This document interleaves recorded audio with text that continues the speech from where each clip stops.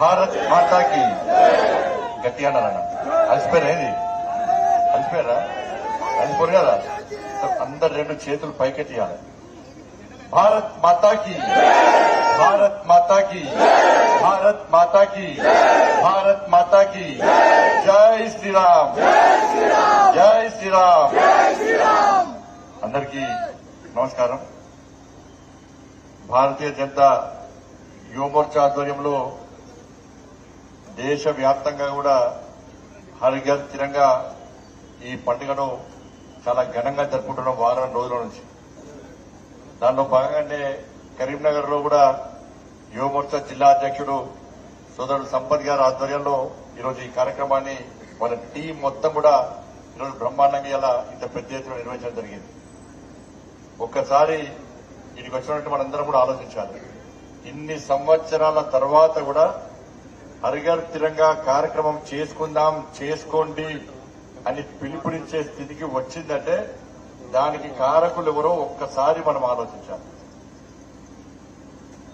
వాస్తవానికి ఎవరి పిలుపు అవసరం లేకుండా ఎవరికి వారు ప్రతి భారతీయుడి వల్ల వాళ్ళ ఇంటిపైన ఆ మువ్వన్నెల జెండా ఎగిరేసుకునే పరిస్థితి దేశంలో ఉండాల్సి ఉండే.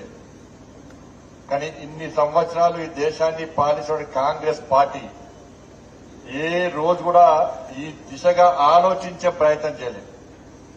బానిసత్వం మరకలను తుడిచిపెట్టే ప్రయత్నం కాంగ్రెస్ పార్టీ చేయలేదు. ఎందుకంటే దానికి ప్రధాన కారణం కాంగ్రెస్ పార్టీ కాబట్టి. మన బాబాసాహెబ్ అంబేద్కర్ యొక్క ఆలోచన విధానాలకు అనుగుణంగా ఈ దేశాన్ని, ఈ దేశ ప్రజలకు న్యాయం జరగాలి, ఈ దేశంలో పేద ప్రజలు బతకాలి, మంచి ఆలోచనతో ప్రతి ఒక్కరు కూడా దేశభక్తిని పెంపొందించాలని చెప్పి ఒక మంచి మహోన్నత ఆలోచనతో ఒక మంచి రాజ్యాంగాన్ని ఇలా బాబాసాహెబ్ అంబేద్కర్ మనకు అందిస్తే వాటికి పాపాలను జోడించి కాంగ్రెస్ పార్టీ బాబాసాహెబ్ అంబేద్కర్ ఆలోచనకు విరుద్ధంగా ఈ దేశాన్ని ఇన్ని సంవత్సరాలు పాలించిన విషయాన్ని ప్రతి భారతీయుడు ఆలోచించుకోవాల్సిన అవసరం ఉంది. ఈ దేశాన్ని కులాల పేరుతోని, మతాల పేరుతోని, వర్గాల పేరుతోని చీల్చినటువంటి మూర్ఖత్వ పార్టీ కాంగ్రెస్ పార్టీ, నెహ్రూ ప్రభుత్వం. ఆ రోజు లక్షలాది మంది అలా ప్రాణత్యాగం చేసిన దేశ విభజన సమయంలో కోట్లాది మంది నిరాశ్రయులై ఇవాళ అధోగతి పాలైన విషయాన్ని ఒక్కసారి మనం గుర్తించాలి. దీనికి ప్రధాన కారణం ఏంటంటే ఇన్ని సంవత్సరాలు దేశాన్ని పాలించిన కాంగ్రెస్ పార్టీ యొక్క మైనార్టీ సంతుష్టీకరణ విధానాల వల్లనే ఈ దేశంలో ఇవాళ ఎవరు రెచ్చిపోతున్నారో ఒక్కసారి ఆలోచించాల్సిన అవసరం ఉంది.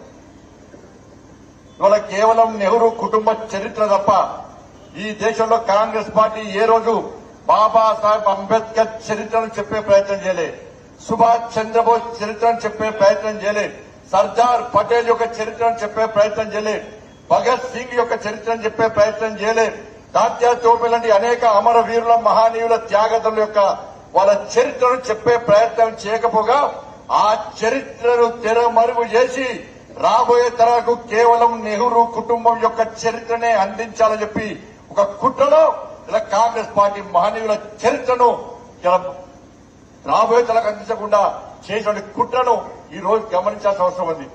అందుకే కేంద్రంలో నరేంద్ర మోడీ గారి ప్రభుత్వం ఏర్పడ్డ తర్వాత ఈ నెహ్రూ మరకలను తుడిచిపెట్టాలి, బానిసపు మరకలను తుడిచిపెట్టాలి.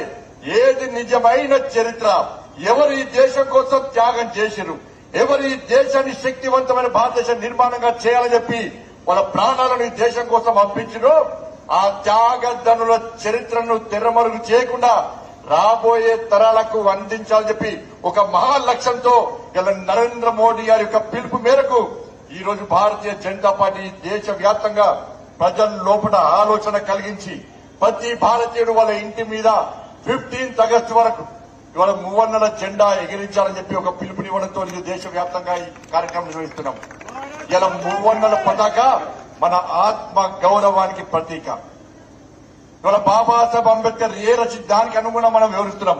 ఇవాళ 370 ఆర్టికల్ రద్దు చేయాలని చెప్పి శ్యామా ప్రసాద్ ముఖర్జీ లాంటి అనేక మంది వ్యక్తులు, అనేక మంది కార్యకర్తలు, మహానుభావులు ప్రాణ త్యాగం చేస్తే జమ్మూ కాశ్మీర్ భారతదేశంలో అంతర్భాగం కాకుండా చేయడానికి కాంగ్రెస్ పార్టీ కుట్రలు చేస్తే నరేంద్ర మోడీ గారి ప్రభుత్వం ఏర్పడ్డ తర్వాత ఏ వీర జవాన్లు, ఏ శ్యామా ప్రసాద్ ముఖర్జీ, ఏ భారతీయులు 370 ఆర్టికల్ రద్దు చేయాలి. జమ్మూ కాశ్మీర్ ఈ భారతదేశంలో అంతర్భాగమే. ఈ దేశంలో ఒక్క గజం ఒక్క అంగుళం జాగా కూడా ఇతర దేశాలకు అప్పగించే ప్రయత్నం చేయబోము. దానికోసం త్యాగం చేసిన అమరవీరుల లక్ష్యాలను మేము మరచిపోవని భావించినటువంటి నరేంద్ర మోడీ గారు ప్రభుత్వం ఏర్పడ్డ తర్వాత 370 ఆర్టికల్ రద్దు చేసిన విషయాన్ని ప్రతి భారతీయుడు గమనించాలని గుర్తించాల్సిన అవసరం ఉంది. కాంగ్రెస్ పార్టీ 370 ఆర్టికల్ రద్దును వ్యతిరేకించింది. కాంగ్రెస్ పార్టీ పరదేశాలకు కొమ్ము కాసే పార్టీ. ఆ పార్టీకి ఇలా నాయకత్వం వహిస్తున్నటువంటి రాహుల్ గాంధీ ఇలా శ్యామ్ పెట్రోడా యొక్క వ్యాఖ్యలను అమెరికా భాష మాట్లాడుతుంది తప్ప ఈ దేశం గురించి ఆలోచించే పరిస్థితి రాహుల్ గాంధీకి లేదు. చైనా దేశం ఏది చెప్తే దాన్ని పాటించే వ్యక్తి రాహుల్ గాంధీ తప్ప ఈ దేశం గురించి దేశంలోని త్యాగ దళ గురించి ఆలోచించే పరిస్థితి రాహుల్ గాంధీకి లేదు. ఇవాళ వాళ్ళు చేస్తే తప్పు కాదు కానీ ఇలా భారతీయ జనతా పార్టీ చేస్తే మాత్రం తప్పు. ఇలా వక్ఫ్ బోర్డు సంబంధించి చట్టాన్ని ఆ రోజే నెహ్రూ హయాంలో చేస్తే తప్పు లేదు. డాక్టర్ మన్మోహన్ సింగ్ హయాంలో చేస్తే తప్పు లేదు. పివి నరసింహారావు హయాంలో చేస్తే తప్పు లేదు. వాళ్ళు చెప్పిన విషయాన్ని నేటి ఎన్డీఏ ప్రభుత్వం నరేంద్ర మోడీ గారి ప్రభుత్వం వక్ఫ్ బోర్డు చట్టాన్ని తీసుకొస్తే వాళ్ళ సిగ్గు లేకుండా కాంగ్రెస్ పార్టీ దాన్ని వ్యతిరేకించే ప్రయత్నం చేస్తుంది.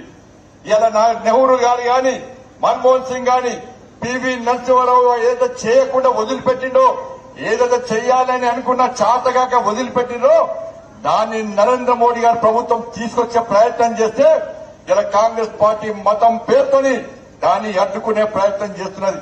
అరే బంగ్లాదేశ్ లో జరుగుతున్న ఆగడాలను రాహుల్ గాంధీ ఖండించారు. బంగ్లాదేశ్ లో హిందువుల మీద జరుగుతున్న దాడులను కాంగ్రెస్ పార్టీ ఖండించారు.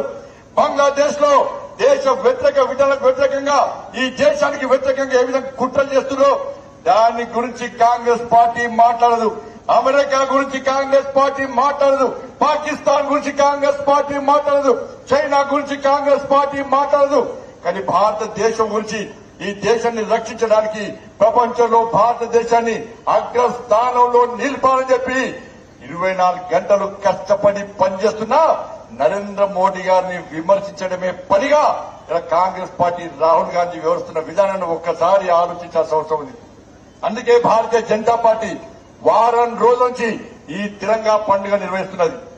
ప్రతి ఇంటి మీద జాతీయ జెండా ఎగిరేయడం, ఇలా బానిసపు మరకలు తుడిచిపెట్టడానికి ఎవరు నిజమైన త్యాగదనులు, ఎవరు ఈ దేశం కోసం ప్రాణాలు అర్పించారో వాళ్ళ చరిత్రను తెరమరు కాకుండా సెమినార్ల పేరుతోని సదస్సులు నిర్వహించడం, దాంతో పాటు తిరంగా యాత్రలు నిర్వహించడం ద్వారా ఈ దేశంలో మరొక్కసారి ఒక మంచి దేశభక్తి వాతావరణాన్ని ఇలా కల్పించాలని చెప్పి ఒక ఉద్దేశంతో మాత్రమే ఈ కార్యక్రమం చేస్తున్నాం. ఏ జెండాలు లేవు, ఏ ఎజెండా లేవు. మన చేతిలో ఉన్నది త్రివర్ణ పతాకం. ఆ జెండా కోసం పనిచేస్తాం. ఆ జెండాని ఎక్కడైనా ఎగరడానికి పనిచేస్తాం తప్ప దీనిలో రాజకీయ ఎజెండా లేదన్న విషయాన్ని ఒక్కసారి మనం గుర్తుంచుకోవాల్సిన అవసరం ఉంది. అందుకే ఈ రోజు అందరం సామూహికంగా జాతీయ గీతాన్ని ఆలపించాలని చెప్పి ఆలోచనతో ప్రతి వ్యక్తి గత చరిత్రను మర్చిపోకుండా అందరూ గుర్తుంచుకోవాల్సిన ఆలోచనతో తరతరాలు చరిత్ర తెరమరు కాకుండా చూడాలని చెప్పి ఒక మంచి ఆలోచనతో ఈరోజు భారతీయ జనతా యువమోర్చా ఆధ్వర్యంలో ఈరోజు కరీంనగర్ గడ్డ మీద ఈ యువకులందరూ కూడా ఇవాళ భారత్ మాతాకి జై అంటూ, జై శ్రీరామ్ అంటూ, జై జవాన్ జై కిసాన్ అంటే వల్ల ఈ జాతీయ జెండాను చేతబడి తిరంగా యాత్ర నిర్వహించడం చాలా చాలా సంతోషం. ఇలా సరిహద్దులో జవాన్లు ఈ జాతీయ జెండా కోసమే ఇలా పనిచేస్తున్నారు. ఇలా చాలా మంది మాట జాతీయ జెండాను ఎగిరేస్తేంది, జాతీయ జెండాను పట్టుకుంటేది, పట్టుకోకుంటేది చెప్పండి. ఈ ఆలోచన ఉన్నవాడు ఎవ్వరు కూడా భారతీయుడు కాదు. వాళ్ళ జాతీయ జెండా కోసం ఇలా సరిహద్దులో అనేక మంది వీర జవాన్లు ఇలా త్యాగాలు చేస్తున్నారు. ఇలా గతంలో చరిత్ర వేరు, నరేంద్ర మోడీ గారి ప్రభుత్వం వచ్చినాక చరిత్ర వేరు. గతంలో సరిహద్దులో కాంగ్రెస్ పార్టీ పాలనలో ఎవడో వచ్చి ఇతర దేశస్తులు వచ్చి మన జవాన్ల మీద దాడులు చేస్తే, మన జవాన్లను చంపే ప్రయత్నం చేస్తే, నా జవాన్ల మీద దాడులు చేసే ప్రయత్నం చేస్తే పైనుంచి ఆదేశాలు వచ్చే వరకు కూడా మన ఆలోచించే పరిస్థితి. కానీ నరేంద్ర మోడీ గారి ప్రభుత్వం వచ్చిన తర్వాత ఏ జవాను వైపు ఎవడైనా పరాయి దేశస్తుడు మిలిటెంట్స్ కళ్ళెత్తి చూస్తే ఇలాంటి ఆదేశాలు లేకుండా బుల్లెట్ల వర్షం కురిపించే స్వేచ్ఛ మన నరేంద్ర మోడీ గారి ప్రభుత్వం ఇచ్చిన విషయాన్ని ఒక్కసారి గుర్తుంచుకోవాల్సిన అవసరం ఉంది. అటువంటి మహానుభావుడు నరేంద్ర మోడీ గారు. కాబట్టి మనందరం కూడా ఈ రోజు ఇంత పెద్ద ఎత్తున ఇక పండుగ వాతావరణంలో ఒక దేశభక్తియుత వాతావరణంలో ఈ కార్యక్రమాన్ని నిర్వహించుకోవడం చాలా సంతోషం. ఇది కేవలం ఈ ఒక్క రోజుకే పరిమితం కాకుండా నిరంతరం మనం ఇదే భావాజాలంతో మన నిత్య జీవితం గడపాలని చెప్పి మీ అందరికీ విజ్ఞప్తి చేస్తూ ఇక్కడ చాలా మంది యువకులు వచ్చారు. ఇవాళ తెలంగాణ రాష్ట్రంలోని ప్రతి యువకుడికి అప్పీల్ చేస్తున్నాం, యువతులకు అప్పీల్ చేస్తున్నాం, ప్రతి వ్యక్తికి అప్పీల్ చేస్తున్నాం. మీ ఫేస్బుక్ డీపీ గాని, ఇలా ట్విట్టర్ హ్యాండిల్ లో గాని, లేకుంటే ఇన్స్టాగ్రామ్ లో గాని, వాట్సాప్ లో గాని మీ డీపీలు మొత్తం 15th ఆగస్టు ఎప్పటికైనా కూడా ఇలా దేశ భక్తుల ఫోటోలు పెట్టుకోండి, జాతీయ జెండా ఫోటో పెట్టుకోండి, హరిఘర్ తిరంగా పేరుతోని మీ డీపీలలో పెట్టుకొని మీ దేశభక్తిని చాటండి. 15th ఆగస్టు రోజు ప్రతి ఒక్కరు కూడా మన ఇంటి మీద జాతీయ జెండా మన కుటుంబ సభ్యులతో పిల్ల పాపలతో ఎగరేయాలి. మనం తీసుకున్న ఫోటోను మన డీపీలో సోషల్ మీడియాలో ప్రచారం చేసి 10 మందికి మనం చెప్పే ప్రయత్నం చేయాలి. ఇక్కడున్న తమ్ముళ్ళందరూ కూడా ఒక్కొక్కరు కనీసం 100 మందికి ఫోన్ చేయండి. 15th ఆగస్టు రోజు జెండా మీ ఇంటి మీద జెండా ఎగరేయండి, మీ దేశభక్తిని చాటని చెప్పి ఇక్కడున్న తమ్ముళ్ళు ఒక్కొక్కరు 100 మందికి ఫోన్ చేయండి. కనీసం ఒక 100 మందికి SMS పంపండి. నేను నా ఇంటి మీద జాతీయ జెండా ఎగరేస్తున్నా, ఈ బానిస సంఖ్యలకు చరమగీతం పాడాలి, నిజమైన చరిత్రను మనం తెలుసుకోవాలి, హరిఘర్ తిరంగా నిర్వహించుకోవాలని చెప్పి ప్రతి ఒక్క తమ్ముడు కనీసం 100 మందికి SMS చేసే ప్రయత్నం చేయండి. ఈ విధంగా మనం మన దేశభక్తిని చాటాల్సిందిగా మీ అందరికీ విజ్ఞప్తి చేస్తూ ఇంత పెద్ద ఎత్తున జాతీయ జెండాతో భారత్ మాతాకి జై అంటూ ఈ తిరంగా యాత్రలో పాల్గొన్న మీ అందరు కూడా ఇలా 15th ఆగస్టు 15 ఆగస్టు సందర్భంగా హృదయపూర్వక శుభాకాంక్షలు తెలియజేస్తూ ఈ దేశం కోసం ప్రాణాలర్పించిన ఆ వీర జవాన్లను స్మరిస్తూ తలిస్తూ సెలవు. భారత్ మాతాకి జై శ్రీరామ్.